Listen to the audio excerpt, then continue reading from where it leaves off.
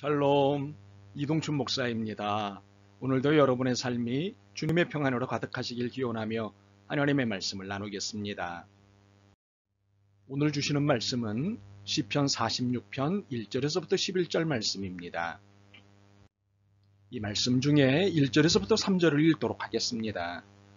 하나님은 우리의 피난처시요 힘이시니 환난 중에 만날 큰 도움이시라.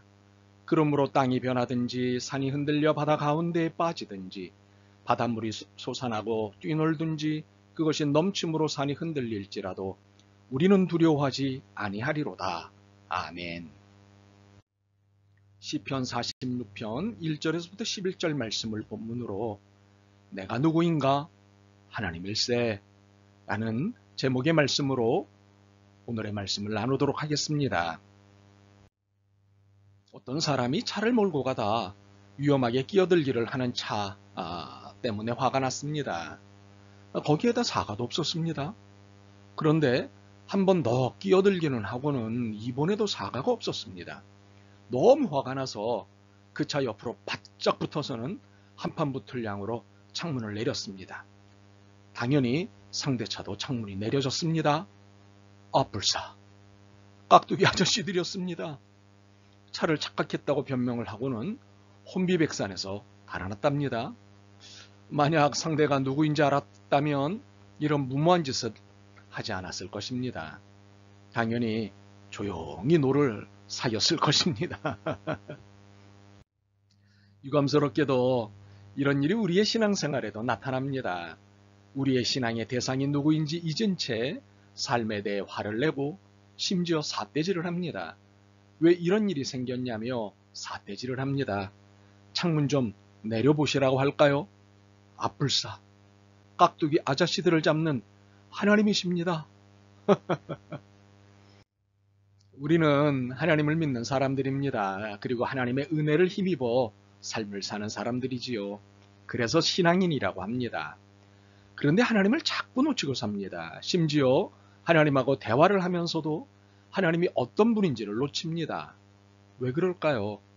두 가지로 설명할 수 있습니다. 하나는 외형적인 것으로 환난 때문입니다. 또 하나는 내면적인 것으로 두려움 때문입니다. 시편 기자는 1절에서 하나님을 이렇게 설명합니다. 하나님은 우리의 피난처시요 힘이시니 환난 중에 만날 큰 도움이시라. 시편 기자는 하나님을 환난 중에 만날 큰 도움이라고 설명합니다. 우리는 이 설명에서 우리의 사정을 볼 수 있습니다. 환난입니다. 환난이란 어려운 고비를 말하지요. 본문에 있는 것으로 예를 들 수 있습니다. 2절, 3절, 6절, 그리고 9절입니다. 땅이 흔들리고 산이 무너지고 물이 소리를 내면서 거품을 내뿜고 산들이 노하여서 뒤흔들리고 민족들이 으르렁거리고 왕국들이 흔들리고 전쟁이 일어나는 것 등이 어려운 고비입니다. 지구의 지각변동으로 인해 심각한 자연재해가 발생하고 세력과 패권 다툼으로 인한 세계 질서가 재편되고 이것으로 인해 전쟁이 일어나는 것은 환난입니다. 이러한 환난 가운데 처할 때에 무슨 마음이 생길까요? 두려움입니다. 3절과 10절에서 이를 확인할 수 있습니다. 3절입니다. 두려워하지 아니하리로다. 10절입니다. 너희는 가만히 있어 내가 하나님 됨을 알지어다. 어려운 고비를 만났는데 평정심을 유지할 수 있는 사람은 흔치 않습니다. 대개가 두려움을 갖게 됩니다.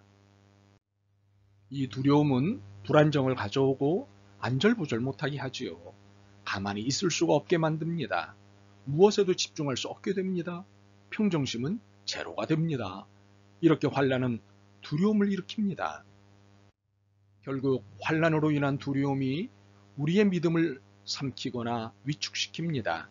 두려움이 하나님이 어떤 분인지를 놓치게 만듭니다. 심지어 하나님께 기도하면서도 하나님이 어떤 분인지를 놓치게 만듭니다. 이처럼 두려움은 믿음을 위협하고 하나님과의 관계를 위태롭게 만드는 큰 요인입니다. 그러므로 신앙생활에서 두려움의 문제는 커다란 숙제가 됩니다.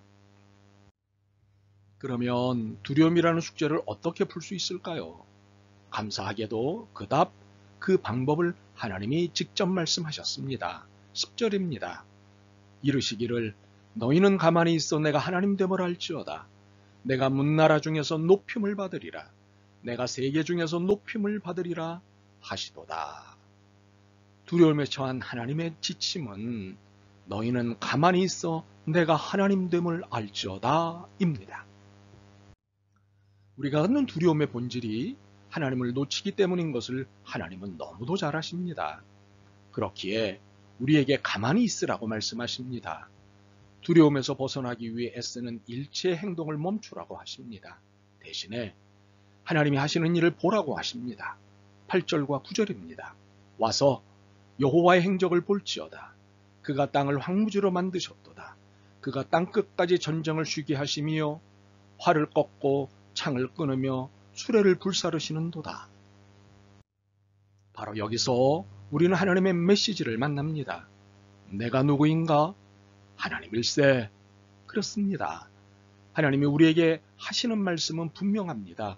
내가 하나님됨을 아시게 이 사실을 놓치지 않는 한, 이 사실을 회복하는 한, 이 사실을 기억하는 한 우리는 우리를 감싸는 두려움에서 벗어나게 됩니다. 시편 기자의 확신이 곧 우리의 확신이 됩니다. 1절에서부터 3절입니다. 하나님은 우리의 피난처시요 힘이시니 환난 중에 만날 큰 도움이시라. 그러므로 땅이 변하든지 산이 흔들려 바다 가운데 빠지든지 바닷물이 솟아나고 뛰놀든지 그것이 넘침으로 산이 흔들릴지라도 우리는 두려워하지 아니하리로다. 왜요? 하나님이 하시는 일을 보고 있기 때문입니다. 우리는 이 시점에서 시편 121편이 전하는 하나님의 행위, 하나님의 행하심을 알 필요가 있습니다. 그것은 하나님은 졸지도 아니하시고 주무시지도 아니하시며 영원히 우리를 지키신다는 사실입니다. 오늘의 본문과 시편 121편을 연결하면 하나님의 행위는 언제든지 볼 수 있다는 것입니다. 그러므로 우리가 잠깐 손을 멈추고 조용히 하고 주목하면 난리 중에 손을 대시는 하나님의 행위를 볼 수 있습니다. 6절입니다. 문나라가 떠들며 왕국이 흔들렸더니 그가 소리를 내심에 땅이 녹았도다. 세 번역을 한 번 더 읽죠. 민족들이 으르렁거리고 왕국들이 흔들리는데 주님이 한 번 호령하시면 땅이 녹는다. 하나님은 어느 순간에도 구원 행위를 멈추지 않으십니다. 그러므로 우리의 손을 잠깐 멈추고 조용히 하고 주목하기만 하면 언제든지 어디서든지 하나님의 구원 행위를 볼 수 있습니다. 그러므로 손을 멈추십시오. 조용히 하십시오. 주목하십시오. 세상을 통치하시고 구원하시는 하나님의 행위를 보게 될 것입니다. 그런데 우리가 놓치거나 오해하지 말아야 할 것이 있습니다. 하나님이 가만히 계신다는 오해입니다. 5절 하반부를 보면 새벽에 하나님이 도우시리로다는 말씀이 있습니다. 이를 두고 동틀녘이 되어서야 하나님이 도와주시는가라는 해석을 할 수 있습니다. 그러나 이는 오해이고 오독입니다.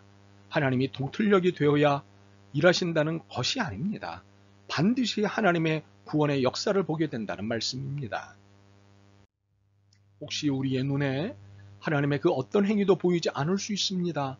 손을 잠깐 멈추고 조용히 하고 주목했지만 하나님의 구원 행위가 보이지 않을 수도 있습니다. 그러나 그것은 하나님의 행위 없음이 아니라 하나님이 일하시는 방식이십니다. 6절과 9절을 보십시오. 문나라가 떠들며 왕국이 흔들리는 상황이 있습니다. 활과 창과 수레가 격돌하는 전쟁의 상황이 있습니다. 이 상황을 보면 하나님이 일하지 않으시는 것으로 보입니다. 그러나 아닙니다. 이 상황이 하나님이 일하시는 방식입니다.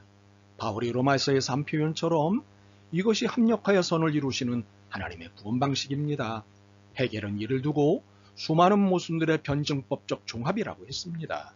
우리의 눈에는 모순으로 보이지만 하나님은 이 모순들 안에서 하나님의 질서, 구원의 질서를 이루어 가십니다. 종합하여 하나님의 선을 이루어 가십니다. 이것이 역사, 히스토리를 통치하시는 하나님의 방법입니다.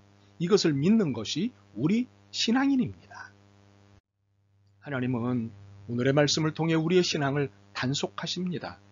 내가 누구인가? 하나님일세. 그렇습니다. 하나님은 우리가 하나님을 놓치지 않기를 바라십니다. 하나님이 어떤 분이신지 잊지 않기를 바라십니다. 그래서 가만히 있으라고 말씀하십니다. 손을 멈추고 조용히 하고 하나님이 하시는 일을 주목하라고 말씀하십니다. 자, 어떻게 하시겠습니까? 계속 두려움에 손을 분주히 움직이시겠습니까? 아니면 손을 멈추시겠습니까? 두려움에 소리 지르고 항의하시겠습니까? 아니면 조용히 하나님을 바라보시겠습니까? 만약 자신의 손을 멈추고 조용히 하나님을 바라보면 하나님이 하시는 일을 주목한다면 새벽에 하나님의 도우심을 볼 것입니다. 밤새 결과물을 준비하신 하나님의 결과를 만나게 될 것입니다. 자, 우리 모두 새벽 동틀녘을 함께 기다리십시다. 인생의 밤이 끝나고 곧 동틀녘이 오고 있습니다. 인생의 밤이 지나가고 있을 뿐입니다. 만군의 여호와께서 우리와 함께 하시니 야곱의 하나님은 우리의 피난처시로다. 아멘. 주님, 환난이 두려웠습니다. 화도 났습니다.